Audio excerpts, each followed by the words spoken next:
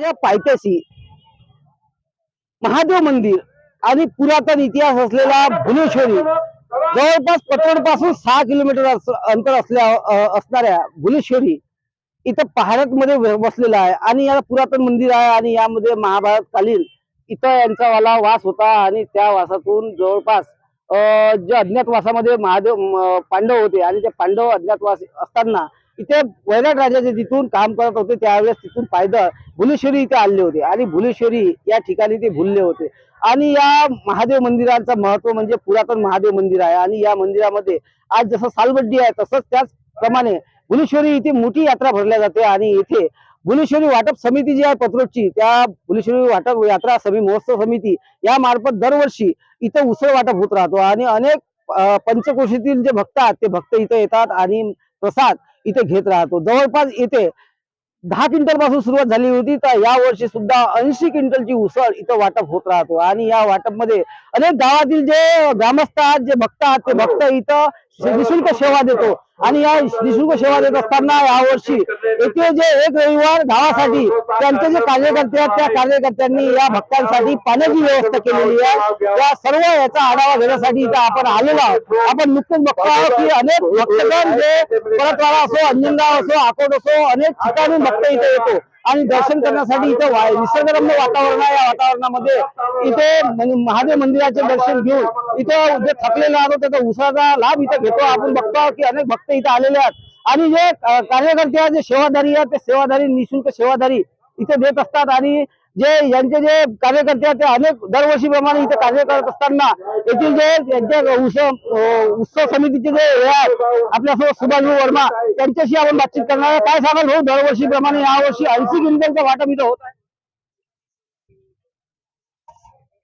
ही आमची भुलेश्वरी उत्सव समिती आहे। ही सर्व गावातले कार्यकर्ते आहेत आणि सर्वांची याला आपल्या गावकऱ्यांनी सर्व पक्षीय लोकांनी इथे मदत केलेली आहे।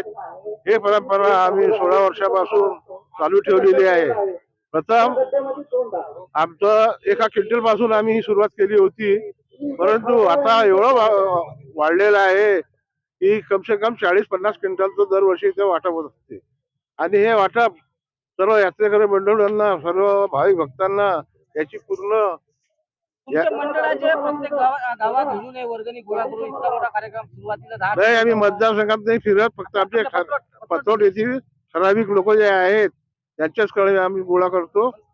10 क्विंटल पासून सुरुवात केली 80 क्विंटल पर्यंत गेलं। हो, आता 50 क्विंटल आहे वर्षी, कमी झाले वर्षी। त्यांनी सांगितलं आपल्याला की 50 क्विंटलची उसळ आपण नाव जे आपण सांगून राहिलो ते ऐकूनच आपण धक्का बसणार आहे, परंतु 50 क्विंटलची जी उसळ आहे ते उसळाचा वाटप इथं होत आहे आणि सकाळपासून तर सायंकाळपर्यंत जे भक्त इथं भुलेश्वरी यात्रेमध्ये आणि मंदिरामध्ये दर्शन करायला येतात ते सर्व याचा प्रसादाचा लाभ घेतात आणि आपल्या याच्यात भक्त सुधीर रशिया मंगलमूर्तीचे संचालक आणि राजकीय लोक आहेत पण ते सुद्धा इथं उसळ वाटप करताना आपल्याला पाहायला मिळत आहे। काय सांगा सुधीर भाऊ?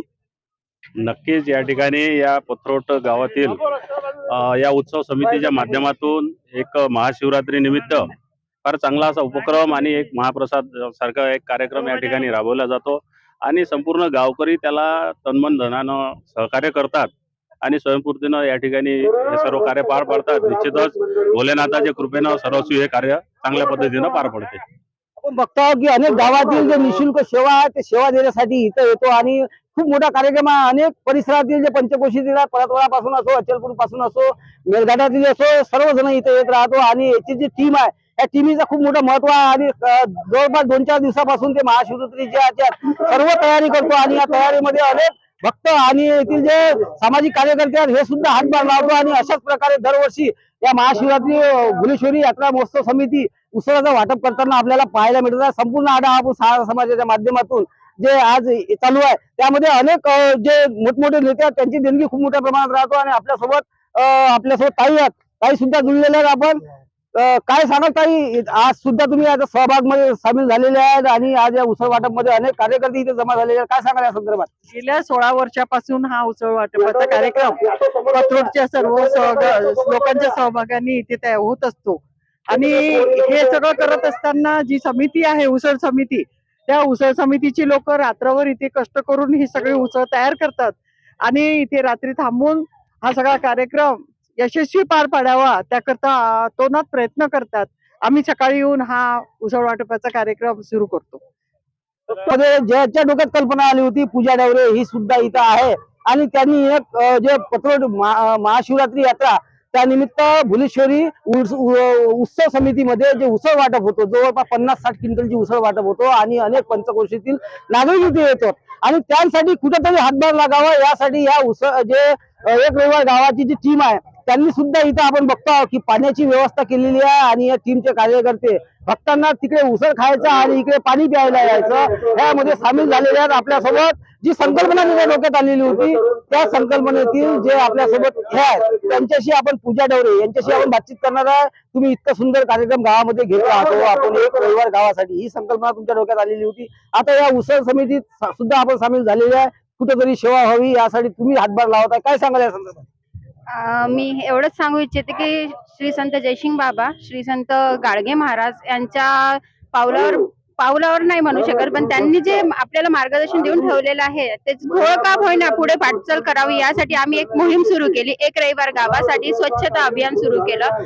त्याच माध्यमातून विविध असे हे येतात, सण येतात. मग सणाला आपल्याकडून काहीतरी हातभार लागावं. आज शिवरात्री महोत्सव असल्यामुळे आम्ही एक पाण्याची सुविधा उपलब्ध करून गेली की किंवा म्हणजे जे भाविक भक्त आहेत त्यांना पाण्यासाठी कुठे अडचण नाही यावी यासाठी आम्ही पाण्याचं एक सुविधा उपलब्ध केली. ते आमच्या संपूर्ण टीम कडून ही एक रविवार गावाची सरपंच एक रविवार गावासाठी ही संकल्पना कशी काय मनात आली?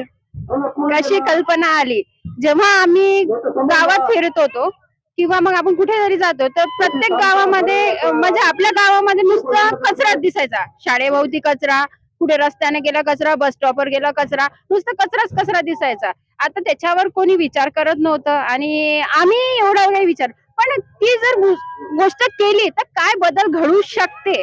तर ते जेव्हा करताना मग आम्ही ठरवलं की आपल्याला असं स्वच्छता करायची आहे. पण खरं सांगू तर आमचे जे टीम मेंबर आहेत त्यांनी एवढं मोठं सहकार्य केलं आणि ते सहकार्य करत आहे. चल पूजा आपण करू. जेव्हा आम्ही सुरुवात केली आम्ही एक एरिया स्वच्छ केला, परत त्या एरियात डबल कचरा आणून टाकला त्याला, परत आम्ही केला. आता तिथे काहीतरी कमी प्रमाणात होत आहे, ती गोष्ट कचऱ्याची कमी प्रमाणात होत आहे आणि आमचं एकच काम आहे की जनजागृतीचं काम झालं पाहिजे. तुम्ही जे कार्य करता या कार्यामुळे कुठेतरी गावातील लोक ग्रामपंचायतीवर ताशेर होतात की जे काम प्रशासनाचं आहे ग्रामपंचायतचं आहे आणि हे करून राहिले यांना काही याचे डोळे उघडत नाहीत का, यांनी करायला पाहिजे की तुम्ही स्वतःहून करून आले? विषय असा आहे सर की प्रशासनाचा आहे, बरोबर आहे, पण कुठेतरी गावाची एक जबाबदारी आहे. आपण गावाचे एक सुशिक्षित नागरिक म्हणूनही आपण ते कार्य करू शकतो. प्रत्येकाने आपल्या जागे जसं आपण घर आपलं अंगण परिसर स्वच्छ करतो तसं आपण एक जर गावासाठी एक रविवार दिला तर काही हरकत नाही आहे ना. प्रत्येक जर ग्रामपंचायतने ना आपण गावच्या नागरिकांनी एक ठरवलं की आम्हाला स्वच्छता करायची आहे, आपण मिळून करू, तर ते कार्य जास्त स्पीडने आणि चांगलं होईल असं माझं मत आहे. ते आपल्यासोबत पूजा डावरे यांनी सांगितलेलं आहे की जे काम प्रशासनाचं आहे पण प्रशासनाला असूनही प्रत्येक नागरिकांची जबाबदारी आहे आणि त्याच नागरिकाचं आम्ही कर्तव्य समजतो आणि त्याचमुळे आम्ही कुठेतरी ग्रामपंचायत प्रशासनावर लक्ष न देता गावामध्ये खूप घाण होती आणि या घाण कुठेतरी सफा व्हावी यासाठी यांनी पुढाकार घेतला आणि यांच्यासोबत एक कारवा तयार झाला. अनेक युवा आणि शिक्षित मुलं या कारवामध्ये सामील झालेले आहेत आणि एक रविवार गावासाठी ही नित्य परंपरा आपल्या गावामध्ये चालू आहे आणि अनेक जे आहेत इथे येतात आणि यामध्ये उत्सवाचा जो कार्यक्रम चालू आहे त्यामध्ये पाणी पिण्याचा कार्यक्रम यांनी केलेला. आपण की भुलेश्वरी यात्रामध्ये गावातील मोठमोठे दिग्गज असो, सामाजिक कार्यकर्ते लहानातून मोठ्यापर्यंत इथं सेवा देण्यासाठी इथं हजर राहतो आणि यामध्ये एक अजून भर पडलेला आहे. एक रविवार गावासाठी उत्पन्न चांगलं सुंदर असं उत्पन्न राबवणारे जे युवा कार्यकर्ते आहेत ते सुद्धा यामध्ये सामील झालेले आहेत आणि त्यांनी पाण्याची इथं व्यवस्था केलेली आहे. इतक्या मोठ्या परिसरातील नागरिकांना सकाळपासून संध्याकाळपर्यंत ते सेवा देतो आणि त्याच पद्धतीने दरवर्षीप्रमाणे यावर्षी सुद्धा इथे भुलेश्वरी यात्रा महोत्सव समिती चांगला सुंदर असा उपक्रम इथे पाहायला मिळत आहे. आपण सहार समाजाच्या माध्यमातून अनेक परिसरातील जे शिवमंदिर आहेत त्यांचा आढावा घेण्याचा आपण प्रयत्न करणार आहोत.